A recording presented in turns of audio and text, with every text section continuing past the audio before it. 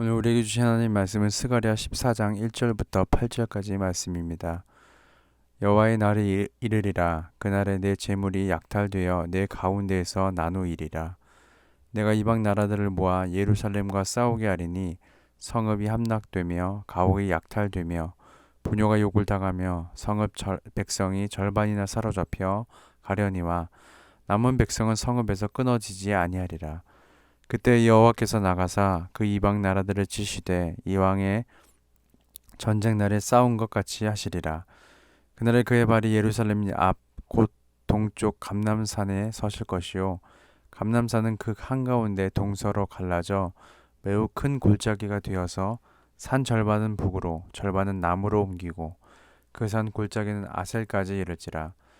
너희가 그 산 골짜기로 도망하되 유다 왕 우시아 때에 지진을 피하여 도망하던 것 같이 하리라. 나의 하나님 여호와께서 임하실 것이요 모든 거룩한 자들이 주와 함께 하리라. 그날에는 빛이 없겠고 광명한 것들이 떠날 것이라. 여호와께서 하시는 한 날이 있으리니 낮도 아니요 밤도 아니라 어두워 갈 때에 빛이 있으리로다. 그날의 생수가 예루살렘에서 솟아나서 절반은 동해로 절반은 서해로 흐를 것이라. 여름에도 겨울에도 그러하리라. 아멘. 빛으로 임하시는 구원자 하나님이라는 제목으로 함께 말씀을 나누도록 하겠습니다. 오늘 본문 14장에서 언급하는 여호와의 날은 특별히 예수님의 재림과 관련하여 종말에 있게 될 일들을 주로 말씀하시는 것을 볼 수 있습니다. 이방 나라들이 예루살렘의 재물을 약탈하고 예루살렘의 성읍이 함락되며 백성이 절반이나 잡혀갈 것을 예고합니다. 이는 마지막 날에 하나님께서 택하신 백성을 온전히 회복하시기 전 고통과 고난의 날들을 통해 연단과 시험을 받게 될 일들을 말하는 것이고, 요한계시록 11장에서 사도 요한은 예수님의 재림 직전에 교회가 당면하게 될 3년 반의 시련으로 언급하고 있습니다. 그러나 하나님은 남은 백성을 성읍에서 끊어지지 않게 하시고 이방 나라들을 치시며 감람산에 서셔서 동서로 갈라져 피난길을 내는 것처럼 하실 것이며, 유다 왕 우시아 때의 지진을 피하여 도망하던 것 같이 하나님께서 친히 임하셔서 모든 거룩한 자와 함께 하실 것이라고 말하며, 연단과 시험의 고난의 날들이 지나서 회복의 날이 찾아오게 될 것이라 예고합니다. 그리스도의 재림으로 성도가 완전한 승리를 얻기까지 성도의 일상생활에서 고난과 역경은 사라지지 않겠지만, 하나님이 피난처가 되어주시고 하나님께서 직접 싸우실 것이기 때문에 성도는 반드시 최후 승리를 얻게 될 것이라는 점입니다. 그리고 그 회복의 날, 곧 그리스도께서 재림하실 때에 그날에는 빛이 없겠고 광명한 것들이 떠나며 낮도 아니고 밤도 아닌 어두워 갈 때 빛이 있게 되는 날이 있다고 말합니다. 사도 요한은 요한계시록 22장 5절에 이에 대해 더 자세하게 설명합니다. 다시 밤이 없겠고 등불과 햇빛이 쓸데없으니 이는 주 하나님이 그들에게 빛이심이라. 그들이 세세토록 왕노릇 하리로다. 빛이 없는 이유, 광명한 것들이 떠나는 이유는 하나님께서 빛이 되시기 때문이라는 것입니다. 또한 그날에는 생수가 예루살렘에서 솟아나서 동해와 서해로 흘러갈 것이며, 이는 하나님께서 에셀에게 보여주신 환상의 내용이 마지막 날에 그대로 성취될 것임을 재확인시켜 주는 것을 볼 수 있습니다. 예수님은 누가복음 25장 47절에서 예루살렘으로부터 시작되는 생명의 복음이 모든 족속에게 전파될 것이며 생명의 복음을 증언하는 증인이 되라고 명령하십니다. 여호와의 날은 심판과 구원이 동시에 집행되는 날입니다. 마지막 날은 믿지 않는 자들에게는 심판의 날이 되겠지만 믿는 우리에게는 구원과 회복의 날이 되는 것입니다. 믿지 않는 자들에게 마지막 날 심판은 두려움의 대상이 되겠지만, 믿는 우리에게는 내 사랑하는 주님과 영원히 함께 사는 소망의 대상이 되는 것입니다. 오늘 말씀을 묵상하면서 마지막 날의 그리스도인은 어떤 마음으로 그날을 임하게 될까를 묵상하게 됩니다. 온 세상에 재앙이 닥쳐오고 전쟁과 기근과 환란과 고난이 일어나는 것을 자신의 눈으로 직접 보면서 그리스도인은 어떤 마음을 가져야 할까라는 것이죠. 많은 이들이 요한계시록에 나오는 마지막 날을 언급하면서 가장 먼저 떠오르는 생각들은 그날에 대한 두려움이라고 말을 합니다. 재앙이 두렵고 고난이 두렵고 핍박이 두렵다는 것입니다. 물론 틀리지 않는 말입니다. 두려운 것은 사실입니다. 하지만 마지막 날은 심판인 동시에 그리스도인에게는 구원과 회복의 날임을 잊지 말아야 한다는 것입니다.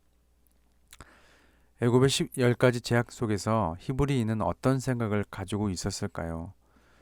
온 세상이 멸망하는 것 같은 그런 풍경과 상황 속에서 애굽에 있는 모든 사람이 재앙과 고난 속에서 매일같이 울부짖는 소리가 들리는 그곳에 있는 히브리인들은 도대체 어떤 마음으로 그곳에 있었을까요? 하나님께서 모세를 통해 마지막 10번째 재앙을 내리실 때 그 마지막 날을 보낼 준비를 하면서 그들은 어떤 마음과 어떤 자세로 있었을까요? 그들은 애굽의 울부짖음과 재앙과 환란과 어두움 속에서 애굽 사람들과 똑같이 재앙을 두려워하고 환란과 어두움을 두려워하지 않았다라는 것입니다. 그들은 하나님의 살아계심을 굳게 믿으며 묵묵히 자신들의 집 문설주에 어린 양의 피를 바르고 있었다는 것이죠.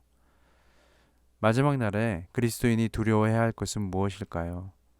교회가 박해를 받고 세상의 재앙이 닥쳐오고 환난과 고난의 날을 보내게 되면 그리스도인이 가져야 할 자세는 무엇일까요? 묵묵히 하나님의 살아계심을 굳게 믿으며 문설주에 어린 양의 피를 바르는 것입니다. 우리가 두려워해야 하는 것은 스가랴에서 언급하고 요한계시록에서 언급하는 마지막 날 재앙에 대해서 두려워해야 하는 것이 아닙니다. 그런데 왜 믿는 자 중에서 마지막 날을 두려워하는 자들이 있을까요?